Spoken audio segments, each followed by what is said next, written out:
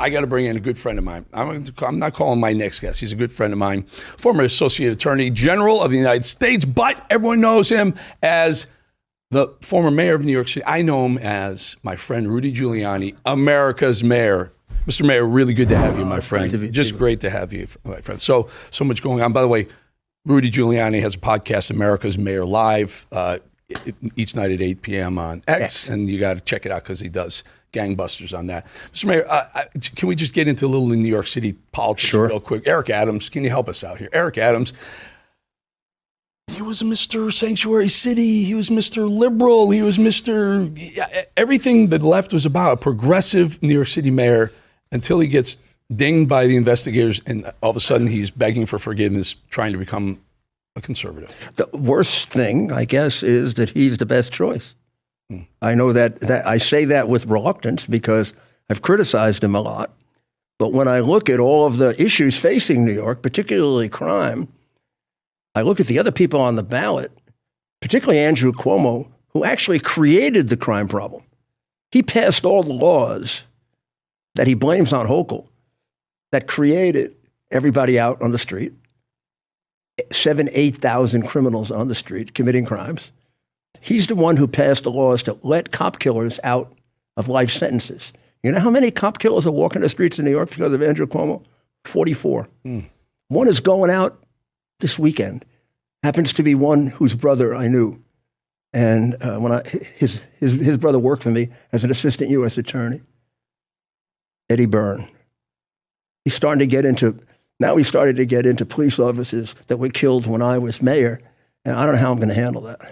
The reality is these people were given life imprisonment as an excuse for not executing them. And the thought was, but Eric Adams oversaw a lot of the lawfare that was thrown at you and thrown at Trump, Alvin Bragg, Letitia James. He was seeing all this stuff. He didn't speak up until they were going after him too. It's true. He wasn't directly involved. Right. He could have involved himself. The one who really could have involved himself was Hochul. She could have removed Bragg and should have. Any governor worth anything would have removed Bragg. And he could have spoken up, and he didn't. I mean, sometimes you got to get hit yourself in the face to realize what's going on. But he did. I mean, there's no, whatever you think of Adams, there's no question they went after him for political reasons.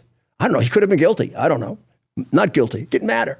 But that's not the way the law is supposed to work. Right. You're supposed to go after people because you have a case on them. And finally, because he was a cop, he's the only one who has any feelings for the police. I mean, I don't understand how Andrew can run a police department when he let out 44 cop killers. So by the time he's finished, it's going to be. I saw a recent poll. Cuomo is leading Eric Adams. Yeah.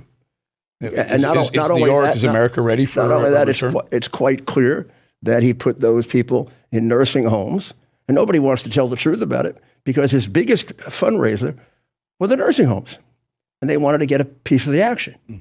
So he pumped a lot of the old people in the nursing homes and let them die because the only thing that matters to Andrew is politics.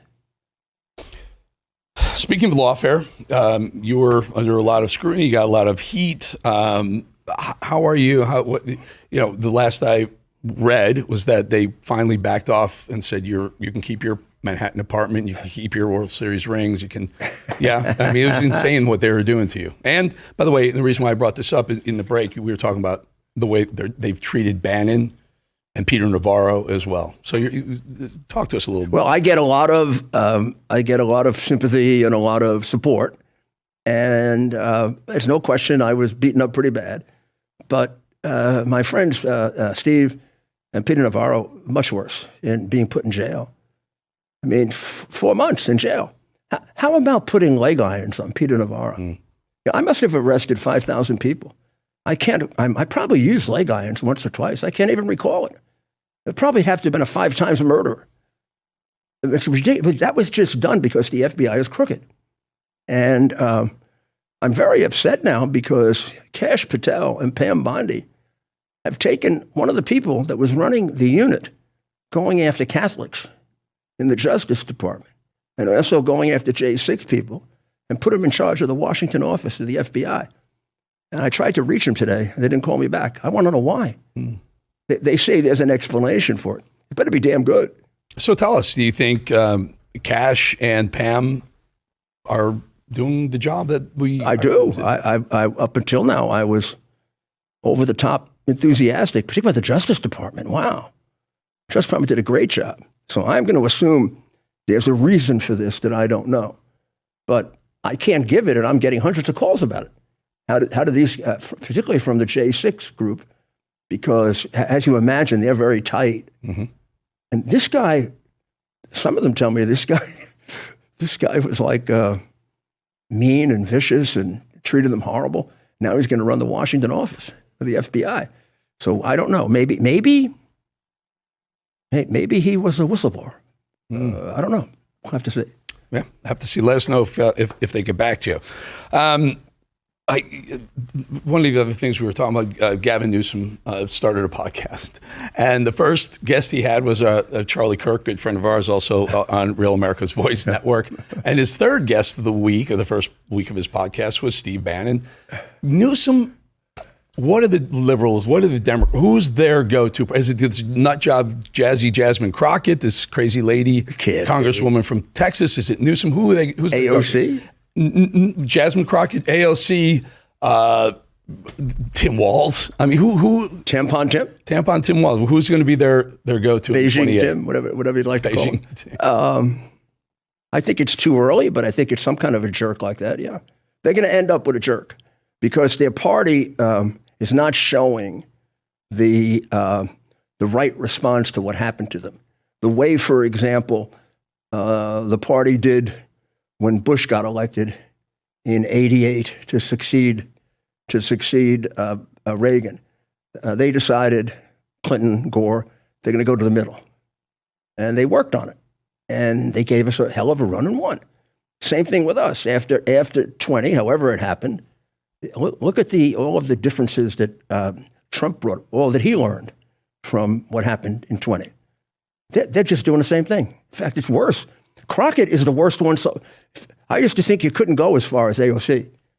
She's starting to make AOC look like a scholar, a Harvard grad. Yeah, we have a running joke around here. Who is America's dumbest congressperson? And AOC and Crockett are two of the leaders each time. Mr. Mayor, really good having you. I'd love to get you back sometime. Yeah, anytime. Great Anytime you want. You're my favorite. As well, that's my mayor, folks. I grew up in New York with this man as my mayor. And by the way, what a great prosecutor as well. Rudy Giuliani. Thank you, Rudy. Thank you. Mr. Mayor. Again, it's America's Mayor Live.